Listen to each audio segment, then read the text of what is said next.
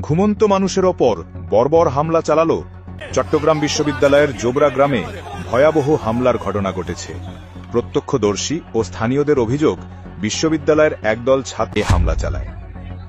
দারোয়ানকে কেন্দ্র করে শুরু হয় উত্তেজনা। স্থানীয়রা জানান, ঘটনার সূত্রপাত হয় একটি পৃথক ঘটনাকে কেন্দ্র করে। এক তরুণী বাসায় ফিরতে দেরি করায় দারোয়ানের সাথে তার তর্ক বিতর্ক হয়। এই নিয়ে কথা কাটাকাটির জেরে এলাকায় উত্তেজনা ছড়িয়ে পড়ে। কিছু সময় পর পরিস্থিতিকে ভিন্ন খাতে নিয়ে গিয়ে হামলা চালায়। জোবরা ও শিকদার পাড়ায় তাণ্ডব। মূল ঘটনাস্থল জোবরা গ্রামের তেভাগা খামার থেকে কিছুটা দূরে হলেও হামলাকারীরা তেভাগা খামার সংলগ্ন দোকানে ভাঙচুর চালায়। পাশাপাশি শিকদার পাড়া এলাকায় একাধিক ঘর ও দোকানে হামলা করে। এতে সাধারণ মানুষ আতঙ্কিত হয়ে পড়ে। লুটপাট ও ভাঙচুর। ভুক্তভোগীরা জানান, বাড়িতে ইট ও বাঁশ নিক্ষেপ করে, দোকানপাট ভাঙচুর করে এবং দোকানের মালামাল লুট করে নিয়ে যায়। নারী শিশু সহ অনেকেই এ ঘটনায় আতঙ্কে রাত কাটান।